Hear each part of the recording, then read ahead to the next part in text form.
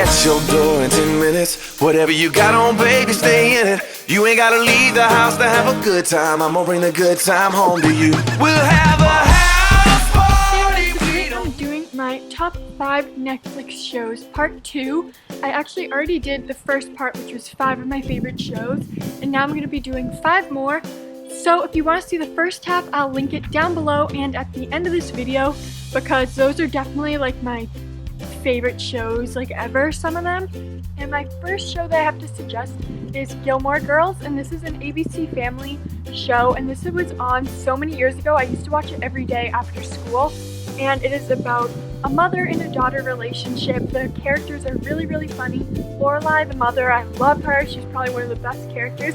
And her daughter is planning to go to an Ivy League school, and they don't have a lot of money and stuff, but she's super smart, and the mom like tries to do everything to make sure she can go to the school and have the best education and stuff. And so it's just about like her dating and growing up, and same with the mom. And so that's a really good one. It's just like a fun family show. Like if you watch shows with like your mom or your dad, like that's a good one to watch.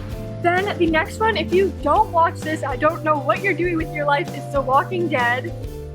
And this is one of my all-time favorite shows. It's on TV right now, and the last season just like ended not too long ago, but it is my, oh my god, there's a bee. And this one a lot of you guys probably watched, so I'll just quickly go over it. But it's like zombies take over, and they're called walkers, and so it's just everybody surviving. It's a lot of like goriness, so if you don't like seeing people like get turned into zombies, like ripped apart, blood, stuff like that, then I wouldn't recommend it. But it is really good, and you get attached to the characters. Your heart is racing the whole time, like you are probably gonna jump out of your seat like 10 times every episode.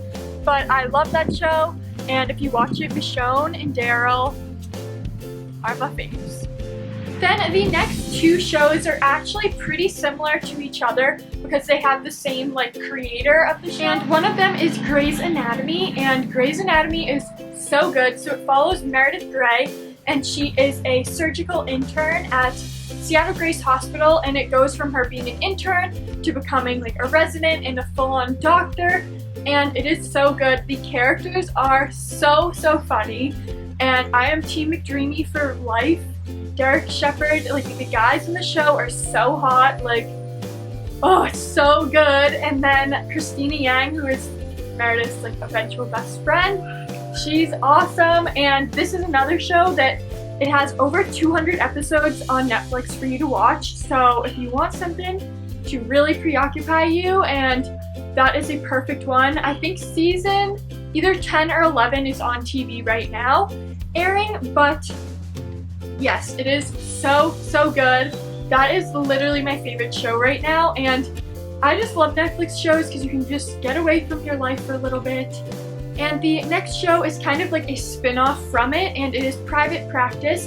It is similar to Grey's Anatomy, where it is like a medical show. It's about doctors and saving people and stuff, but this one is more like focused on like therapy and all that type of stuff, and it follows one of the characters who is on Grey's, Addison Montgomery, and she moves to California to work at a private practice, and that's also a really good show. She is so funny, the actress Kate Walsh, and it's a really good cast on that one too. So both are kind of similar, but it's one of those things, I know some people who really like Private Practice and other people who like Grey's Anatomy more. It all depends. So I mean, I'd start with Grey's, but some people like the other one better, so you can try them both.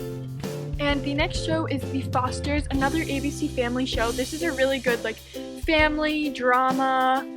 A lot of different things happen. It's really good. You could definitely watch it with like people of any ages. I like it, my friends watch it, my mom watches it, so it's pretty good. And it's about Callie, a girl who's kind of had a rough life, and she eventually goes to live with the Fosters, which is like the main family, and it just follows that family. They're all, the kids are in like high school, middle school, and so they have different issues and stuff like that.